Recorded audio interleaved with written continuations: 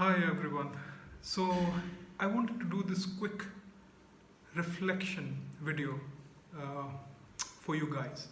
And the key message or key messages in the video are two. So one is that feelings in general and grief in particular is an interpersonal emotional process. And the second message is that you don't have to go through emotional process or process your emotion in general and grief in particular to go through it alone. Yeah? So listen to me carefully.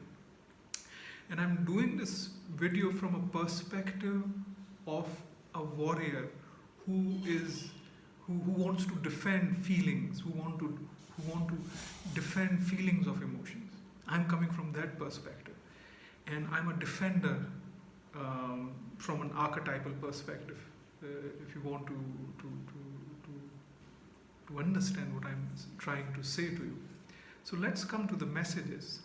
So first message is that any emotion, and grief in particular, is an interpersonal emotion, and which means that it's easy. So I want to give this example.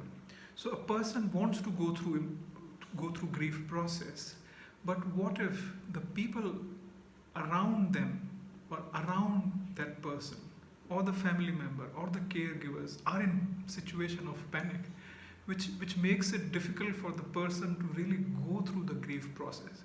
So even if the person is willingly trying to feel the process, feel the emotional charge, but the society in general and family in particular doesn't allow that person to go through that particular situation or the feeling process, because society is in panic that what if something happens to this person.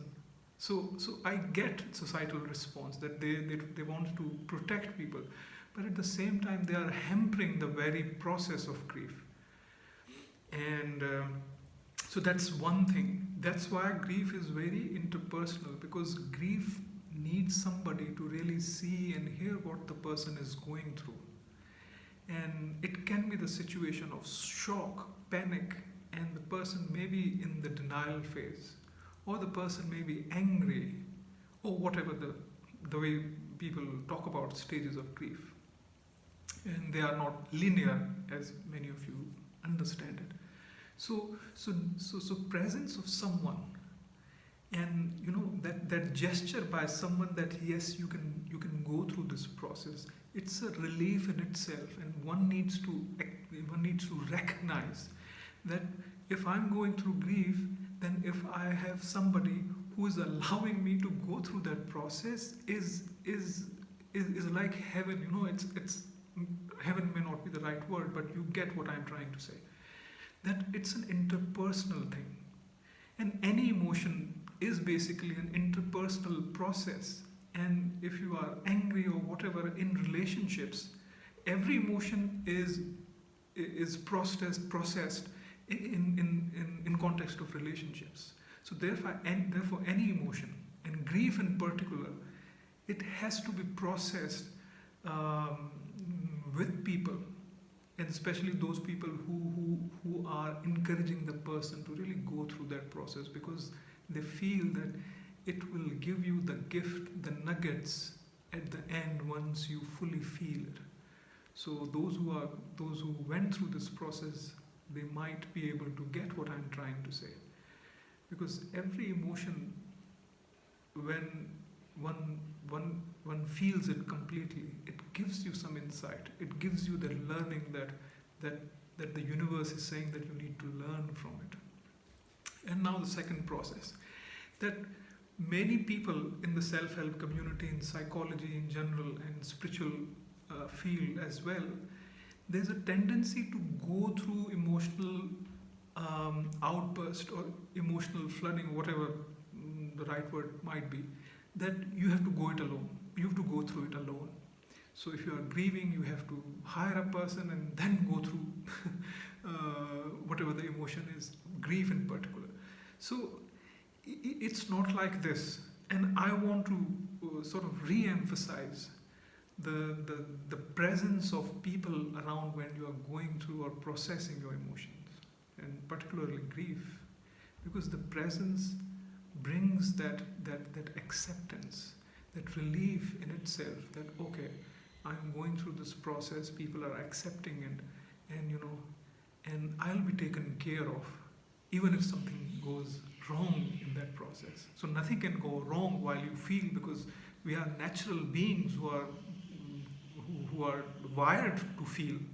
It's the society that pushes us into this framework where we are distracted, where we are learned to avoid feeling emotions. So you don't have to go through any emotion alone. What I would suggest, that if you have someone to go through it, it's very handy, and it's desirable to have people around you when you are going through, so people can witness, because many of the traumas that people go through is that they feel unheard, unseen from the people, and the trauma remains trapped in their bodies because nobody has haven't seen that trauma. So the quality of being seen and heard and witnessed by people it's an important part of healing process and integration process. And that's why I'm doing this video as a defender, as a warrior who really believes that feeling emotions is very important for the well-being of people, for the emotional well-being, for anything that you are trying to achieve in this world. And going away from emotion, distracting, disowning, rejecting, suppressing is not the way, at least after 2021. This is my conviction. Because universe is devising certain ways where you can't now escape your feelings, because that's where the universe says that I am present there. Yeah. So this is what I wanted to share with you. And it's been a while that I haven't done any videos, and I was sort of thrilled to do this video and share with you what I think about, because this video is kind of positively triggered by a conversation that I was having with my colleague, and suddenly I realized that how important it is, presence of people and group, while you are going through any rough process, emotionally difficult process. And also you don't have to go it alone. People, especially in the healing community, will encourage you that so I'm not saying that you shouldn't be doing it alone.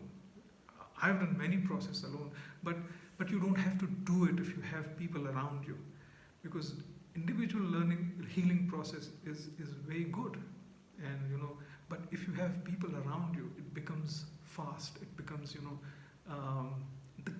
the quality of that healing is very different, and those who have experienced it would sort of validate what I'm trying to say.